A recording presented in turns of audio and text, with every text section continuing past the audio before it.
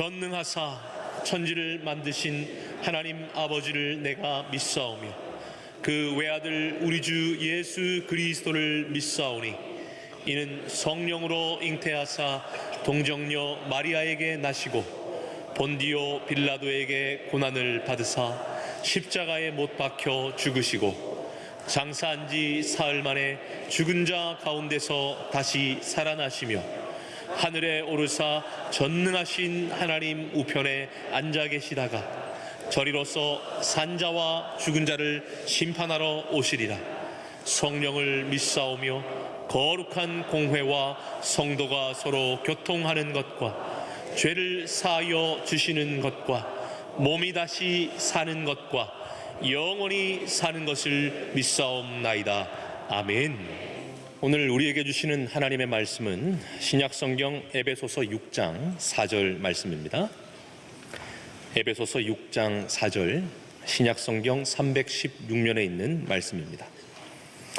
에베소서 6장 4절 한 절 말씀 제가 봉독하겠습니다. 또 아비들아 너희 자녀를 노엽게 하지 말고 오직 주의 교훈과 훈계로 양육하라. 아멘.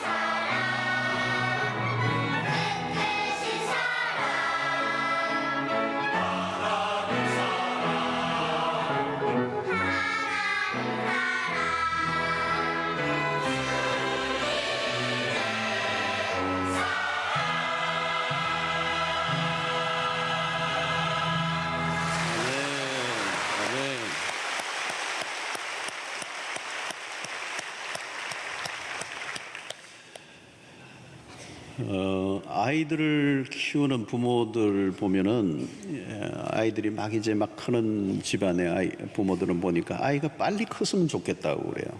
빨리 크면 좋겠다. 다 키우신 분들 얘기 들어보면 그때가 좋았다 그래요. 그때가 좋았다. 막 키우고 할 그때가 좋았던 거예요. 자, 하여튼 우리 자녀들, 아이들을 통해서 우리는 웃고 울고 애환이 거기 다 있죠. 애정도 있고 사랑도 있고 어떤 데는 미웃기도 하고 자녀를 참 잘 키우고 싶은데 그게 사실 참 어려운 것 중에 어려운 것이 자녀 교육이다는 생각이 듭니다. 자녀들이 어떤 존재인가?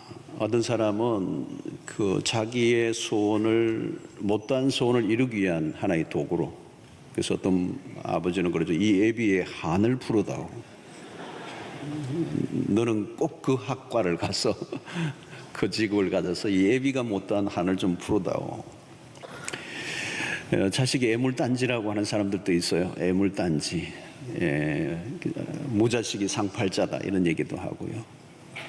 성경은 자녀에 대해서 뭐라고 얘기합니까? 시편 127편의 3절을 보면 보라 자식들은 여호와의 기업이요. 여호와의 기업이라는 거죠. 태의 열매는 그의 상급이로다. 상급이다, 상급. 하나님 우리에게 주신 큰 상이다, 상. 어떠세요? 이 말씀이 동의가 되십니까? 아, 내 자식은 정말 나에게 주신 하나님의 선물이고 기업이고 상이다. 어떤 분이 벌이다. 그런 분들이 실제. 이 자녀를 어떻게 양육할 것인가에 대해서 신약에서 뭐 많이 찾을 수는 없지만 바울 사도가 했던 유명한 말씀이 오늘 본문에 읽었던 말씀인데 잠시 살펴보려고 합니다. 첫 번째로는 자녀를 노엽게 하지 말라는 거예요. 바울 사도의 자녀 양육에 관한 첫 번째 메시지는 자녀를 노엽게 하지 말라는 거예요. 자, 아이가 잘못했으면 자녀에게 징계를 내려야 되죠. 문제는 그 징계를 할 때 부모가 감정적 절제를 해야 된다는 거예요. 감정적 절제를 하지 않으면 자칫하면 징계가 아니고 폭력이 된다는 거예요. 폭력. 요즘 어뷰즈죠. 아이들을 학대하는 아동 학대 얘기가 많이 나오는데 사실 가정에서 부모의 학대가 가장 많은 거죠. 자, 가정에서 가장 많이 다투고 분노하는 일이 언제 일어납니까? 자녀들 때문에요. 자녀들 때문에. 자, 이 자녀들에게 야단을 칠 때 부모의 감정 처리가 중요해요. 분노가 너무 앞서면 감정을 컨트롤하지 못하면 징계의 그 목적은 이루지 못하고 아이에게 상처만 남기게 되는 것입니다. 특히 언어 폭력을 조심해야 돼요. 말을 통한 상처는 이 매로 이렇게 신체적 그 상처보다 더 크다는 거예요. 모멸감을 주는 말, 수치를 가지게 하는 말, 자존감이 떨어지게 하는 말, 정체성을 흔들어 놓는 그런 말들이 많아요. 내가 왜 적을 낳았냐 이러고 말이죠. 예. 머리는 큰데 덩기 없다고. 너 머리는 못 박을 때나 쓰는 거지 어디 쓰겠나 그러고. 이 자기 감정을 이기지 못해서 신체적 언어적 폭력을 가하면 아이의 영혼은 깊은 상처를 입게 되는 것입니다. 자, 부모들에게 그러므로 요구되는 것은 사실 뭔가 하면 인내의 싸움인 것 같아요. 자녀 교육의 어려움은 뭐냐? 하루아침에 안 되니까 이게 금방 변화가 일어나지 않으니까 인내하는 게 힘들어요. 얼마나 기다려주느냐? 얼마나 기다려줄 것인가?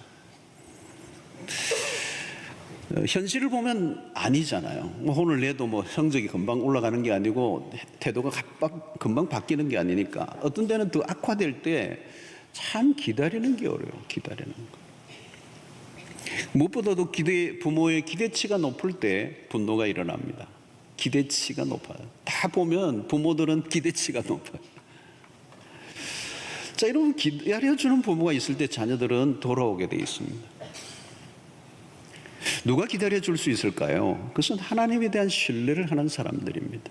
자녀와의 문제로 끝나는 것이 아니라 이 자녀를 맡기신 하나님에 대한 신뢰를 통하여 하나님이 이 아이를 어떻게 인도하실 것인가에 대한 기대를 가져야 됩니다. 하나님과 나와의 관계가 흔들리면 불안해지는 거죠. 현실이 불안해지는 것입니다. 보통은 자녀의 현재의 모습에 절망을 합니다. 그래서 멀리 보지 못하면 그 가정은 금방 전쟁터가 되고 말죠. 부모들의 분노와 자녀들의 분노가 만나면 전쟁터죠. 여러분, 부모만 화가 나는 게 아니고 요즘 아이들을 보면 아이들 안에 분노가 꽉 차 있어요. 건드리면 터질 정도까지 꽉 차 있는 아이들이에요. 사실은 굉장한 스트레스가 많아요. 어떻게 보면 하나님은 자녀보다 부모를 먼저 훈련시키고자 하십니다. 사춘기 자녀를 둔 자녀를 통하여 사춘기를 맞은 부모를 훈련시킵니다. 하나님은 자녀의 성장만이 아니고 부모의 성장을 원하십니다. 특히 사춘기 자녀를 둔 부모에게 과제는 그 자녀를 통한 나의 성장을 하나님이 원하신다는 거예요. 부모가 성숙하지 않으면 집안은 사실 고통의 세월을 보내야 되는 거예요. 자녀의 문제가 아니라 그 자녀가 생물학적으로 자라가는 시기에 부모가 정신적, 영적인 성장을 경험하는 시기여야 한다는 거예요. 그때 믿음의 테스트를 거치는 경험, 부모로서 하나님을 얼마나 신뢰하고 자녀의 문제를 자녀로만 보지 않고 하나님께 위탁하고 하나님이 바라보시는 관점에서 자녀를 바라보는 이 시각을 키워야 된다는 거예요. 자녀는 부모의 소유물이 아닙니다. 일시적으로 하나님께 위임받아 하나님의 뜻대로 돌보아야 될 책임을 우리가 맡고 있는 거죠. 우리가 모든 걸 다 하려고 해서는 안 됩니다. 부모의 감정을 자녀에게 모든 있는 대로 다 풀어버리면 안 된다는 거죠. 그래서 바울이 고린도전서 13장의 사랑은 언제나 오래 참고, 이게 자녀 교육에 매우 해당되는 요소예요. 오래 참고. 그리고 마지막에 뭐는 모든 것을 바라며 모든 것을 견디느니라. 견뎌야 됩니다. 그런 관점에서 부모의 성품이 매우 중요합니다. 다른 어떤 것보다도 좋은 성품을 가진 부모 아래 자라난 아이가 참 복이 있는 거예요. 우리 자녀에게 뭘 물려줄 것인가? 좋은 성품. 말도 안 되고 변화무쌍하고 불안정하지만 부모는 의젓한 모습으로 의연하게 대처하는. 여러분, 누가복음 15장을 보면 당자가 별짓을 다 하고 막 자기 마음대로 돌다가 나중에 집으로 돌아갈 생각을 하는 거죠. 이 생각을 했던 이유가 뭘까요? 내 아버지 집에서 아버지는 나를 기다려주고 있을 거라는 거죠. 여러분, 하나님 안에서 우리는 현재의 모습을 보지 말고 하나님의 손으로 빚어질 미래의 모습을 믿음의 눈으로 바라볼 필요가 있어요. 하나님 안에서 자녀를 바라볼 때 감정적으로 대하지 않고 그 아이를 인격적으로 대할 수 있다. 여러분, 아이들은요, 아무리 어려도 인격적으로 대해야 됩니다. 어떤 부모는 보니까 아이가 어려도 존댓말을 쓰는 집안이 있더라고요. 굉장히 좋은 것 같아요. 인격을 존중하는, 아이들은 어른의 인격의 반쪽이 아니고 온전한 인격이라는 거죠. 그래서 존중히 여겨주는, 그 아이를 귀중하게 여기는 것이 매우 중요하다는 것입니다. 자, 특별히 이 노엽게 하지 말라는 이 말을 또 우리가 생각할 것은 오해해서는 안 돼. 징계하지 말라는 뜻이 아닙니다. 성경은 징계를 강조하고 체벌을 허용하고 있습니다. 요즘 뭐 체벌을 안 하는데 성경은 체벌을 허용해요. 잠언 23장 13절을 보면 아이를 훈계하지 아니하려고 하지 마라. 채찍으로 그를 때릴지라도 그가 죽지 아니하리라. 죽을 만큼 많이 때리라는 얘기 같기도 하고. 자, 그 다음 한 구절 더 봅시다. 여러 구절이 있는데요. 잠언 29장 15절을 보니까 채찍과 꾸지람이 지혜를 주거늘. 중요한 제력이에요, 여러분. 임의로 행하게 버려둔 자식은 의미를 욕되게 한다는 거예요. 그냥 내버려 둔 건 의미를 나중에 욕되게 한다는 거예요. 욕되게 한다. 폭력을 행사하라는 말이 아니에요. 적절한 징계를 하라는 겁니다. 요즘 여러분 가장 큰 문제가 뭡니까? 다 하나 내지 둘만 키우니까 과잉보예요. 과잉보예요. 자식을 사랑하는 것에는 나무랄 것이 없습니다. 그러나 사랑의 지혜가 필요하다는 거죠. 징계가 없는 사랑은 무분별한 사랑이라는 거예요. 그건 사랑이 아니에요. 그건 방임이죠. 지혜가 없는 사랑은 아이를 망칠 수가 있다는 것입니다. 사랑한다면 징계를 해야 된다. 징계를 해야 된다. 징계 역시 사랑의 방법입니다. 자, 오늘 우리는 권위가 사라져버린 시대를 살고 있습니다. 아버지는 옛날에는 아버지라는 권위가 딱 살아있어서 아주 징계를 하고 기준을 세우고 분명하게 그 앞에 복종을 하는 이런 문화였는데 요즘은 그게 없어버려요. 권위 자체를 인정하지 않잖아요. 어른이 없어져 버렸잖아요. 어른이 없어져 버렸어요. 가정에서도 어른이 누가 어른이에요? 고3이 어른이에요. 그분이 임하시면 저보다 다 그냥 조용해야 돼요. 아빠도 그냥 함부로 스리박 소리 내고 다니다가 큰일 나는 거예요. 함부로 TV 켤 수 있나요, 여러분? 그 아이가 왕이에요, 아이가 왕. 이게 잘못된 문화예요, 사실은. 여러분, 구약의 히스기야 왕의 얘기가 나오는데 생명의 연장을 15년 하나님께 기도하고 받았어. 그때 15년이라고 하는 하나님의 자비로 낳은 이 자식, 그 아들이 여러분 누구입니까? 악명 높은 이스라엘의 악명 높은 므낫세 왕이에요. 상상할 수가 있습니다. 늦게 낳은 이 아들 얼마나 애지중지했겠어요. 그러니까 막 큰 거예요. 막 큰 거예요. 징계가 없이, 기준도 없이. 여러분, 지혜롭고 분별력 있는 사랑을 위해서라면 적절한 징계를 해야 된다는 거예요. 어쩌면 오늘 이게 우리가 가져와야 될 것이에요. 징계의 목적은 뭡니까? 그냥 징계 자체가 아니죠. 옳은 대로 이끌고 하나님께로 이끌고 믿음의 백성으로 자라갈 수 있도록 이끌어주기 위해서 적절한 지혜로운 징계는 사랑이다. 이게 성경적인 관점입니다. 자, 세 번째, 우리가 이 자녀를 노엽게 하지 말라는 이 말씀 안에는 뭐가 포함되어 있느냐면 그 아이의 현재의 상태를 오리지널한 것을 인정해 주는 것입니다. 여러분, 아이들이 언제 분노하는가 하면요, 비교할 때예요. 비교할 때. 비교를 아주 싫어해요, 여러분. 여러분, 한국의 이 문화는 뭡니까? 한국의 문화는 비교 문화죠. 비교 문화. 엄청나죠, 비교 문화가. 부모들의 지나친 기대감, 부모의 허영, 부모 자신의 자랑, 부모들끼리의 경쟁이잖아요. 이 나이가 들면 자식이 자신의 포지션이 아니고 자식 가지고 경쟁하잖아요, 전부 다. 그리고 막 자식 탁 자랑하면 한 사람이 깨갱하는 거. 아이들을 통한 대리 만족을 얻고자 하는 부모들이 많아요. 여러분, 유대인들의 교육 방법이 탁월하게 알려져 있는데, 유대인의 교육 방법은 남에게 이기기 위해서 노력하라고 얘기하지 않고 너는 남들과 다르다는 거예요. 다르다. 같아지려고 하지 말라는 거예요. 그 아이보다 더 나아지려고 하려고 하지 말고 다른 사람과 경쟁하지 말라는 거예요. 남에게 이기려고 경쟁하는 것이 아니라 남들과 다른 존재가 되라. 그들 아이가 가지고 있는 고유한 그 유니크한 그 개성을 강조하고 그것이 개발되도록 하는 거예요.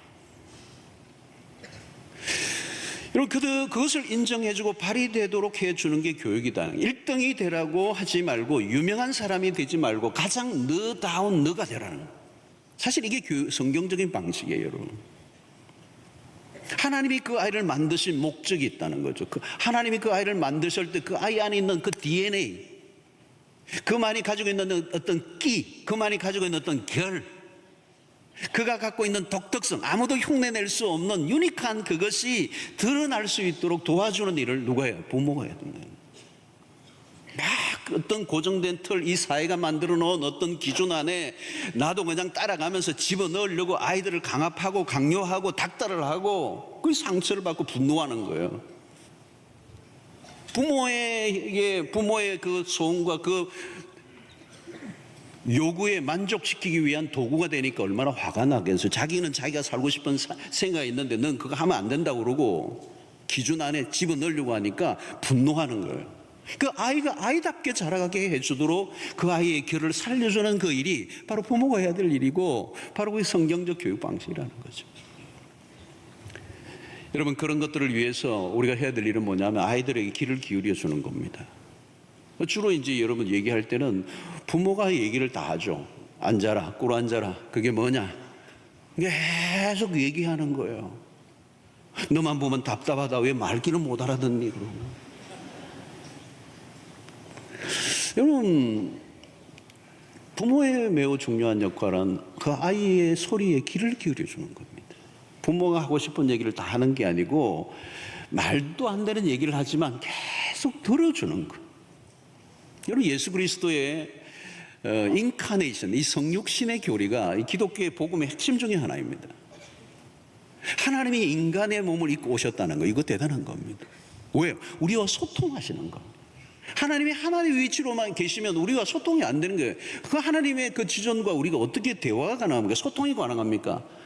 그분이 인간이 되시고 이 땅에 오시고 연약한 모습을 가지시고 십자가에 지셨던 그 모든 사건을 통하여 우리는 우리 안에 교감하시고 우리와 공감하시고 우리와 소통하시는 하나님이시다. 그러기 위해서 어떻게 하셨어요? 하나님의 자리에 계시지 않고 인간의 자리로 내려오셨다는 거예요. 이게 인카네이션입니다. 이 부모의 매우 중요한 역할 중에 하나가 뭐냐? 인카네이션, 이 성육신교리예요. 내가 그 아이의 수준으로 내려가는 겁니다. 아버지는 너의 아버지 위치에 있어가지고 그 아이를 끌어올리려고 그러는 거죠. 그러니까 그 아이와 세대 차이에 소통이 일어나지 않는 거예요. 소통이 일어나요. 여러분, 소통이 일어나지 않으면 어떻게 될까요? 대화가 안 되죠. 대화를 안 하는 거예요. 대화를 안 하면 어떻게 되나요? 이제 서로 공감할 것도 없고 서로 교류가 없기 때문에 어떤 영향도 주고받을 수가 없는 것입니다. 고민이 있지만 아이가 고민을 부모에게 털어놓지를 않아요. 얘기가 안 되니까. 아픔이 있는데 그 아픔을 부모에게 털어놓지를 않아요. 듣지 않으니까 하니까. 자, 여러분, 매우 중요한 것은 이 단절입니다. 단절. 이런 가정의 주관에 우리 가정 안에 대화의 회복이 있으려고 하면 부모가 그 아이의 수준으로 내려가야 돼요. 실패했을 때도 실패를 통하여 그 실패의 길을 기울여주고 격려해 주는 것. 이런 공부 못하는 아이가 얼마나 공부 못하고 있는 현실이 힘든지 아십니까? 못하고 싶어서 못하는 게 아니거든요. 안 되기 때문에 그렇거든요. 부모님 머리를 닮아가지고 그런 경우도 많고 사실 억울한 거예요, 자기는.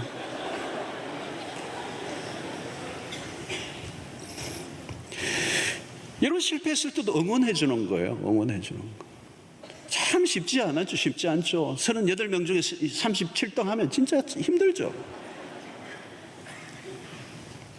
그러나 여러분, 그 어린 시절에 사춘기 때, 학생 때 실패하고 좌절했던 그 경험은요, 굉장히 중요한 경험이에요. 그때 곁에 부모가 중요한 거예요. 그것을 받아주는. 아빠, 엄마는 너의 편이다. 너가 공부를 못한 게 아빠 탓이다. 네. 이해해주고 다가가고 그 아이가 가지고 있는 본래의 그 하고 싶어하는 어떤 결들을 살려주려고 하는 것, 자녀를 향한 하나님의 뜻이 무엇인지를 함께 알아가도록 해주는 이것이 매우 중요하다는 것. 이 경쟁의 문화 속에서 끊임없이 비교하고 그 부모가 가지고 있는 욕망을 그 아이를 통하여 만족시키려고 닥달하고 윽박지르는 이 문화 속에는 이 분노는 끊임없이 일어나는 거예요. 자녀를 노엽게 하지 말라는 거예요. 여러분, 우리의 자녀들은 그 누구나 하나님이 만드셨고 그 안에는 하나님이 그 아이에게만 주신 독특한 게 숨어 있어요. 그거는 위대한 거예요. 그것이 드러나도록만 하면 되는 거예요. 그런데 우리는 이 세상이 만들어 놓은, 이 사회가 만들어 놓은 문화 안에, 이 틀 안에, 그 기준 안에 부모가 갇혀서 빠져나오지 못하니까 끊임없이 아이를 분노하게 하고 그 아이를 닥달하는 거죠. 여기서 빠져나오라는 거예요. 그때는 뭐예요? 부모의 믿음이 필요한 것입니다. 하나님을 신뢰하고 하나님을 향한, 하나님이 이 아이를 향한 그 뜻과 계획이 무엇인지를 발견하고 함께 자녀와 그 길을 걸어가고 할 때 하나님이 그 자녀를 통한 놀라운 역사가 일어나게 될 줄로 믿습니다. 또 하나 우리가 생각할 것은 오직 주의, 그는 소극적인 것이고, 노엽게 하지 말라는 말은 소극적인 교훈이라면 좀 더 적극적인 교훈이 뭐예요? 오직 주의 교훈과 훈계로 양육하라. 자, 여러분, 여기서 오직 주의 교훈, 주의 교훈과 훈계라는 거죠. 신앙의, 우리의 자녀 교육의 초점이 뭐냐? 신앙을 심어주는 겁니다. 하나님의 말씀을 통하여 하나님의 백성으로 만들어가는 일입니다. 크리스찬 부모들의 역할이 무엇입니까? 세상의 부모와 본질적으로 다른 거예요. 육신적인 어떤 부모뿐만 아니라 영적인 부모가 되어야 된다는 거죠. 그런 관점에서 이런 교회 교육, 우리 주일학교, 우리 교회에서도 열심히 합니다만은 이 주일학교 교육은 부수적인 겁니다. 핵심은 뭐냐? 부모가 해야 되는 거예요. 신앙의 교육은 교회가 하는 게 아니고 가정이 하는 거예요. 유대인들의 교육의 탁월성이 이미 우리가 입증되어 잘 알고 있습니다. 역사 속에 노벨상을 가장 많이 받은 민족이 누구예요? 유대민족이에요.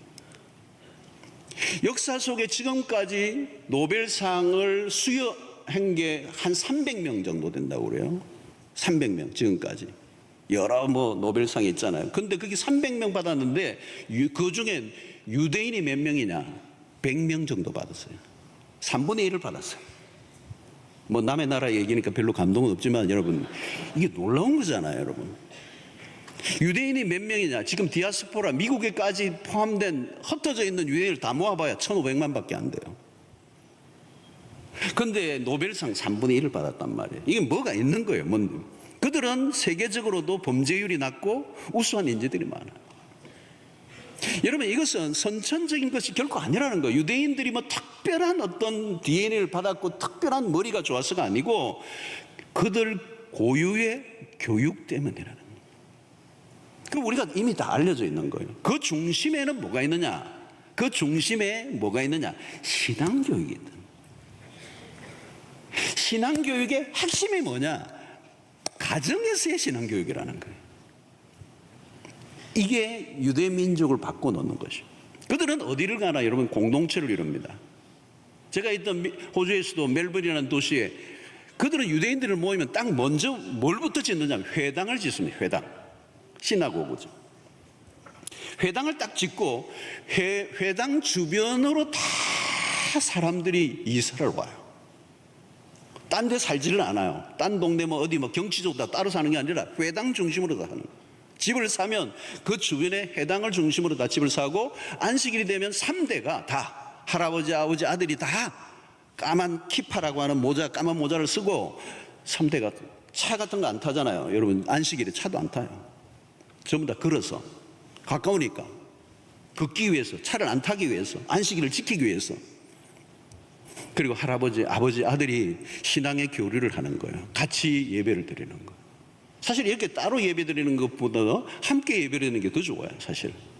그래서 아버지가 예배하는 것, 할아버지가 예배하는 것을 보게 하는 것입니다. 신앙의 공동체입니다. 그래서 그들은 부모가 자녀에 대한 신앙의 교육을 그토록 강조하기 때문에 유대인들이 그 고난의 역사, 디아스포라 흩어져 있는 살아갔던 질곡의 삶을 살았는데도 불구하고 유대인들은 그들만의 고유의 아이덴티티, 민족의 정체성, 동질감 이런 걸 놓치지 않았어요. 놀라운 것이죠. 이것이 유대 민족의 독특성이라는 교육 방식이 있는데 그 교육 방식은 가정 안에서 그리고 그 가정 안에서의 신앙 교육이에요. 이게 유대 민족을 위대하게 만들었다. 자, 여러분 이것을 사실 구약의 신명기 6장 4절이 쉐마라고 그러죠. 쉐마. 이 유대 교육의 핵심을 강조하는 얘기잖아요. 쉐마. 이스라엘아 들으라. 6장 4절부터 9절까지의 말씀 보십시오. 이게 유대인들의 구약의 신앙교육의 방식을 핵심적으로 강조한 내용입니다. 이스라엘에 들으라. 우리 하나님 여호와는 오직 유일한 여호와이시니 너는 마음을 다하고 뜻을 다하고 힘을 다하여 내 하나님 여호와를 사랑하라. 오늘 내가 내게 명하는 이 말씀을 너는 마음에 새기고 내 자녀에게 부지런히 가르치며 어떻게 가르쳐요? 집에 앉았을 때든지 길을 갈 때든지 누워 있을 때든지 일어날 때든지 이 말씀을 강론할 것이며. 자, 여러분 앉았을 때, 길을 걸을 때, 누워 있을 때, 일어날 때 이 외에 또 뭐가 있습니까? 전부 다예요, 여러분. 일상 모든 영역에서 이 말씀을 강론할. 너는 또 그것을 내 손목에 메어 기호를 삼으며 내 미간에 붙여 표로 삼고 내 문술주와 바깥문에 기록하라. 모든 곳에 도배를 다해는 거예요, 성경을 가지고. 이게 유대 민족의 교육 방식입니다. 성경을, 하나님의 말씀을 도배를 해요. 도배를 손목에도 먹고 미간에도 붙이고 문설주도 붙이고 집 바깥문에도 기록하고 피할 길이 없게 하는 거예요. 피할 길. 심지어는 유대인들은 어린아이들에게 사탕을 먹을 때도 사탕에도 다 문자가 새겨져 있어요. 히브리 문자가 새겨져 있어요. 사탕을 빨아먹으면서도 성경 구절이 들어가 있어요. 여러분, 오늘날 학교 교육에 우리의 모든 책임을 다 넘겨버렸습니다. 우리는 학교에 넘겨버렸어요. 학교가 무슨 교육을 합니까, 여러분? 지식 교육을 하죠. 학교 안에 뭐가 있으면 동성애를 가르치는 옹호하는 교사들도 있고 진화론자들도 있고 이 세속의 문화, 인본주의 문화, 하나님을 거부하는 문화로 가득 차 있는 그 속에 우리가 맡겨버리고 입시의 모든 경쟁이 우리를 다 몰아놨어요. 신앙교육에 들어갈 자리가 없어요. 집에서도 마찬가지. 신앙교육과 입시교육 붙으면 신앙교육 뒷전입니다. 여러분, 분명한 것은 세상으로부터 배운 지식으로만 가지고 우리의 자녀의 미래를 낙관할 수 있을 것인가? 이 질문을 던져봐야 돼요. 과연 우리 자녀들을 너무 사랑하는데 우리의 자녀들이 정말 이 세상의 지식만으로 아이의 미래를 그 지식이 책임질 수 있을까? 여러분, 신앙으로 키우지 않는다는 이 일은 굉장히 나중에 큰 후회로 다가와요. 저는 목회하잖아요. 많은 성도를 만납니다. 후회가 뭐예요? 그때 아이에게 신앙의 교육을 놓쳐버렸던 대가를 고통을 겪는 거예요. 그때. 후회를 하는 거예요. 그때를 놓쳤다는 거예요. 여러분, 신앙교육 실패하면 성공이라 말할 수 있을까요? 어릴 때부터 말씀을 가르쳐야 돼요. 요즘 414이라고 하는 전략을 세우는 분들이 있습니다. 요즘 템포리 윈도라고 하는 그 선교 그 전략, 지역적 어떤 선교적 개념에서 이제는 연령으로 돌아가는 연령. 중요한 것은 4세부터 14세까지 부모의 영향 아래 있고 아직도 감수성이 예민하며 외부로부터 영향을 받기 이전에, 그리고 자아가 그 죄성에 가득한 자아의 그 주장이 강력하게 일어나기 이전, 사춘기 이전에 하나님의 복음을 심으라는 거예요. 그때를 놓치면 안 된다는 거예요. 그때 놓치면 nobody know, 알 수 없어요. 언제 어떻게 무슨 일이 날지 알 수 없어요. 여러분, 일찍부터 성경 암송을 하게 하고 가르치고 젖어들게 하는 거예요. 제가 우리 유치부 같은 경우에도 아이들이 아직도 학교도 안 간 애들인데 어떻게 성경 암송을 하는데요, 부모들이 노력을 많이 한 것 같아요. 너무 잘해요. 너무 잘해. 그냥 그 노래를 부르면서 몸을 흔들면서 성경 암송을 하는 걸 그 동영상으로 저에게 보여줘서 봤는데 놀라워요. 이 혀도 잘 안 돌아가는데 막 암송을 하더라고요. 요즘은 중고등부 아이들이 랩으로도 성경을 많이 해요. 랩으로도. 천지를 지으신 여호와께서 하나님 막 하는데 너무 잘해요. 여러분, 이 영적인 분위기 안에 우리 교회 철야나 또 우리 특세 때 우리 꼬마 아이들이 와서 여기서 말도 못 알아듣지만 막 앉아서 있는데 이 문화, 그리고 스쳐 지나가던 하나님의 말씀들이 그의 영혼을 심겨지고 있는 것, 그건 무서운 것입니다. 여러분, 일시교육 중심의 교육에 가지는 약점이 뭡니까? 자기 출세, 자기 성공, 거기에 초점이 맞춰져 있잖아요. 사실 이기적인 거예요. 사실은 신앙이 빠진 학문은 어디로 가는 것입니까? 경쟁을 통하여 성취하고자 하는 것은 자기 성공이잖아요. 거기에 공동체성이 있을까요? 거기에 하나님의 나라가 있을까요? 우리는 하나님의 말씀을 먼저 가르쳐야 됩니다. 오늘 부모의 가장 신성한 의무가 뭐냐? 오직 주의 교양과 훈계로 양육하라. 자녀는 부모로부터의 가장 많은 영향을 받습니다. 자녀들이 부모로부터 성경을 배운다면 최상이죠. 주일 성수를 가르치고 큐티를 가르쳐주고 기도하는 법을 가르치고 인생이 힘들고 어려울 때 무릎 꿇는 방법을 가르쳐주고, 부모로부터 예수 그리스도가 누구이신지를 전해 듣고 복음을 이해하고 그 복음을 받아들이는 것보다 더 놀라운 축복이 어디 있겠습니까? 여러분, 교사들이나 다른 사람을 통하여 복음을 듣는 것도 중요하지만 우리 아이가 먼 훗날 내가 내 아버지, 내 엄마로부터 예수 그리스도가 누구신지 알게 되고 복음을 받았고 내가 예수를 믿게 되었다, 이 고백이 나온다. 그것처럼 축복이 어디 있겠습니까? 여러분, 아이들은요, 안 듣는 것 같아도 다 듣고 있습니다. 계속 말해줘야 돼요. 계속 말해줘요. 여러분, 부모는 신앙인으로서의 정체성과 기준을 알려줘야 됩니다. 부모가 강조하는 것이 무엇인가? 부모가 희미하면 자녀는 더 희미해집니다.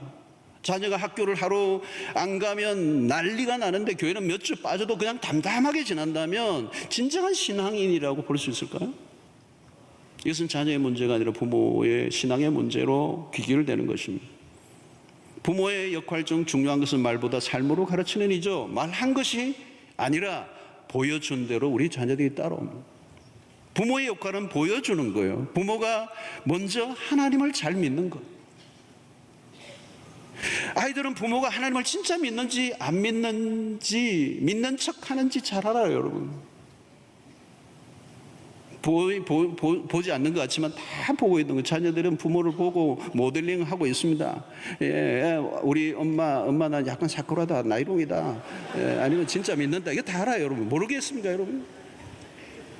여러분, 가장 치명적인 게 뭔가 하면요, 자녀에게 부모가 가장 치명적인 것이 뭐냐면 위선입니다.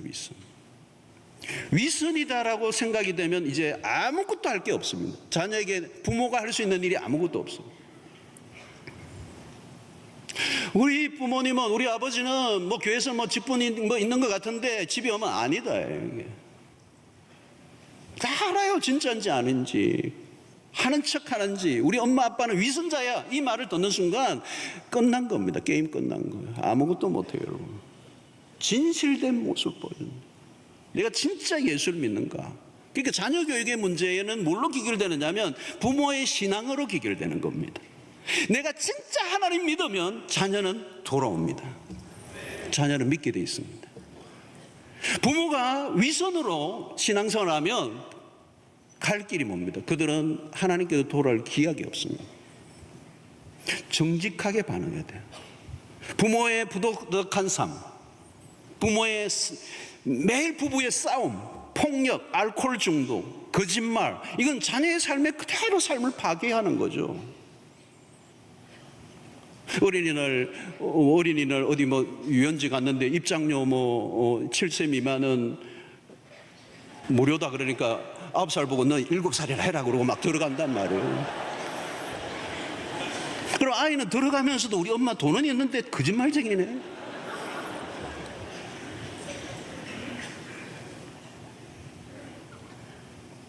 예배를 다녀올 때보다 갯돈 받은 날 더 기뻐하는 모습을 보면서 아이가 우리 아버지가 진짜 하나님 믿는 거 맞나? 여러분, 치명적인 위선이에요, 위선. 오늘 우리가 다음 세대를 걱정합니다. 다음 세대 걱정할 거 없습니다. 사실은 우리예요, 우리. 1세대. 가정 안에서 우리는 숨길 수가 없잖아요, 여러분. 못 숨겨요. 애들에게는 그 의로움이 있어요, 여러분. 그 깨끗한 양심이 있다고. 어른들보다는 더럽혀지지 않은 깨끗한 양심이 있어요. 그 양심의 소리를 갖고 있고, 그 뭔가 그 도덕적인 삶에 대한 그 부모 어른들보다 감수성이 예민해요. 그러니까 조그마한 위선도 아이들은 금방 알아내요. 말과 행동의 불일치는 치명적이라는 것이죠. 아이가 자녀의 신앙의 개성이 아니라 그 아이가 예수를 믿지 못하도록 몫을 박아버리는 게 뭐예요? 부모의 위선이라는 거죠. 우리 부모 보니까 난 예수 안 믿는다. 여러분, 오늘 우리가 교회 다니는 게 중요한 거 아니고요, 우리 자녀들이 우리의 모습이 어떻게 비춰지는가를 살펴봐야 돼요. 믿음의 대를 끊어버린다. 부모의 위선은 믿음의 대를 끊는 거예요. 자, 여러분, 우리가 부모로서 해야 될 매우 중요한 것은 뭐냐? 왜 이렇게 주의 교양과 훈계로 양육을 해야 되느냐? 이 목적은 궁극적으로 뭐냐면 영혼 구원이에요. 영혼 구원. 자녀의 영혼 구원. 잠언 23장 14절을 보십시오. 내가 그를 채찍으로 때리면 그의 영혼을 수월에서 구원하리라. 어쩌면 채찍을 때려서라도 놓치지 말아야 될 것은 그 아이의 영혼을 구원하는 거예요. 징계 자체가 목적이 아니에요. 영혼 구원입니다. 아무리 세상적으로 성공을 해도 영혼이 구원을 받지 못한다면 그걸 어떻게 성공이라고 얘기할 수가 있겠습니까? 여러분, 자녀들에게 무슨 유산을 물려주고 싶어 하십니까? 어떤 유산이 최고의 유산일 것 같습니까? 딴 거 없습니다, 여러분. 신앙의 유산이에요. 그가 나를 통하여 예수 그리스도를 만나고 하나님의 백성이 되었다면, 참된 신앙을 가졌다면요, 아무것도 안 줘도 돼요. 왜? 하나님이 그 아버지가 되시니까. 하나님이 그의 기업이 되시니까. 하나님이 그의 인생을 책임져 주실 거니까. 여러분, 부모가 자녀에 대해서 가지는 아무리 능력이 있는 부모라도 부모는 한계를 느껴요. 언제까지 책임을 질 수가 있겠어요, 여러분? 그리고 어떤 책임을 질 수가 있겠어요? 책임질 수 없는 것들이 더 많아. 인생의 가장 중요한 부분은 부모가 책임을 못 져요. 책임을 하나님만이 지실 수가 있어요. 그러니까 부모가 할 수 있는 일은 뭐냐? 하나님에게 위탁하는 기도가 필요해요. 하나님께 의탁을 하는 거예요. 내 힘으로 안 되는 거기 때문에. 오늘 여러분, 우리 시대는 너무도 어려운 시대입니다. 자녀들이 자라가기에는 굉장히 험악한 시대예요. 갈수록 우리의 미래는 문화적으로도 악하고 유해한 환경이 많고 탈종교화 시대를 가고 있고 반하나님적 문화가 가득 차 있는 이 세상의 한가운데서 우리의 자녀들의 미래는 불투명해요. 그러면 우리가 할 일은 딱 하나밖에 없습니다. 하나님이 책임져 주셔야 돼요. 그러면 우리가 해야 될 건 뭐예요? 기도밖에 없습니다. 시편 127편 1절의 말씀이 그 말이잖아요. 여호와께서 집을 세우지 아니하시면 세우는 자의 수고가 헛되며 여호와께서 성을 지키지 아니하시면 파수꾼의 깨어있음이 헛되도다.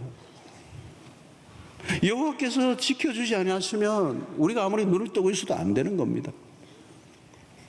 부모가 해야 될 일은, 자녀를 위해서 해줄 수 있는 일은 기도예요. 기도하는 부모의 자식은 망하지 않습니다.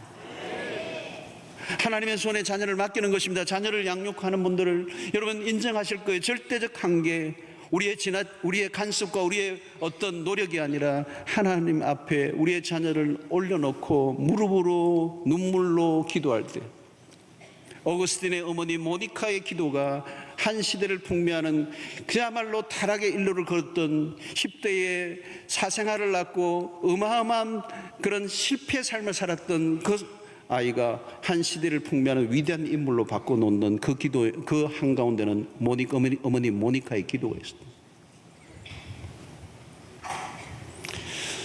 사랑하는 성도 여러분, 오늘 우리에게 매우 중요한 것은 영적 계승입니다. 내 믿음이 내 자녀에게 계승될 수 있을 것인가? 내가 믿었던 하나님이 나의 자녀에게 그 하나님이 될 것인가? 아브라함의 하나님이 이삭의 하나님이 되고 이삭의 하나님이 야곱의 하나님이 되었다. 이스라엘 역사를 보면 영적 계승에 늘 실패를 했습니다. 사사기 시대가 오면서 모세 시대가 끝나고 여호수아 시대가 지나가고 나니까요, 금방 다른 세대가 와요. 하나님을 알지 못하는 세대가 막 일어나요. 무서워요. 그 사사기 시대가 결국은 이스라엘 역사의 불운을 만들어내고, 그리고 나라를 잃어버리는, 민족이 날아가 버리는 고통 순환의 세월을 보냅니다. 영적 대가 끊긴다는 것, 그것은 안타까운 일이에요. 오늘 우리는 여러분, 우리의 개인적 가정으로도 마찬가지고 우리 교회적으로도 영적 계승이 최고의 이슈예요. 오늘 한국교회는 최고의 이슈예요. 옛날에는 어른들보다, 어느 교회들마다 어른들보다 애들이 더 많아서, 물론 그때는 아이를 많이 낳았을 때지만, 낳지도 않을 뿐만 아니라 어른들은 고령화되고 주일학교가 없어져 버리는 영적 대가 교회가 끊겨버려요. 그러면 어때요? 그 교회는 창고가 되는 거예요. 어쩌면 오늘 이 본당을 아이들이 채우는 그런 역사가 일어나야 돼요. 아이들이 주일학교가 너무 부흥돼서 우리가 본당을 내놓고 우리가 교육관에 가서 예배를 드릴 정도로 그런 교회가 되어야 진짜 좋은 교회예요. 어른이 많이 모이는 게 아니고, 어른도 많이 모여야 되지만 중요한 것은 다음 세대 계승입니다. 과연 우리의 자녀들이 믿음을 계승받고 있는가? 이것은 부모의 가장 막중한 사명이고 책임입니다. 부모에게 주어진 가장 큰 사명 중에 하나는 내가 만난 그 하나님, 내가 섬겼던 그 하나님을 내 자녀가 함께 섬겨. 이것은 개인의 가정사로 끝나는 것이 아니고 국가적인 일이고 전 인류적인 문제고 하나님의 나라의 관점에서 중요한 책임입니다. 내 자녀만이 아니라 다른 자녀들에 대해서 관심을 가지셔야 됩니다. 다른 자녀들도 잘되게 하는 것이 내 자녀를 잘되게 하는 것입니다. 자녀 양육 힘든 것입니다. 결코 쉽지 않고 대가를 지불해야 됩니다. 그러나 가장 보람되고 흥분되는 일입니다.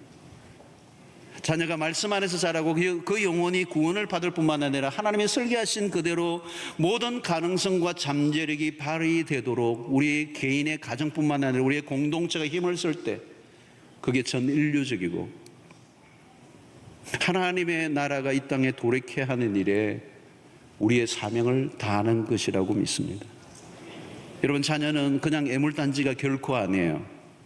우리의 한을 풀어낼 도구도 아닙니다. 한 아이에게 담겨져 있는 그 하나님의 심겨 놓으신 그 가능성의 꽃을 피워낼 때 그 아이 한 영혼 안에서 어떤 일이 벌어질지 우리는 상상을 할 수가 없습니다. 아무쪼록 우리의 자녀들 시편 127편의 말씀처럼 여러분들의 가정에 여호와의 주신 기업이고 그 태의 열매가 상급이라고 하는 사실을 실감하는 은혜가 있게 되기를 축원합니다. 자녀들을 통한 하나님의 놀라운 계획이 성취되도록 우리는 날마다 기도하고 가르치고 때 인내하면서 무엇보다도 신앙의 성숙한 그리스도인의 모습으로 자녀들 앞선 세대로서 책임 있게 믿음 생활하는 여러분들 되시기를 주의 이름으로 축원합니다.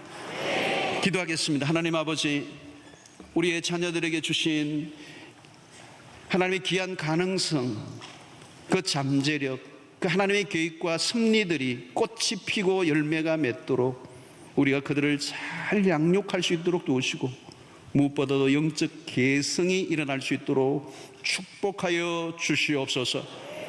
하나님, 우리의 연약과 실수로 우리의 자녀들에게 상처를 입힌 것들이 있다면 용서하여 주시옵시고, 하나님, 말로 행동으로 지었던 우리의 죄악들이 그들에게 전성되지 않도록 도와주시옵시고, 아름다운 신앙의 유산으로 물려질 수 있도록 은혜를 더하여 주셔서 갈수록 더 강력한 부흥의 세대가 임할 수 있도록 역사하여 주시옵소서.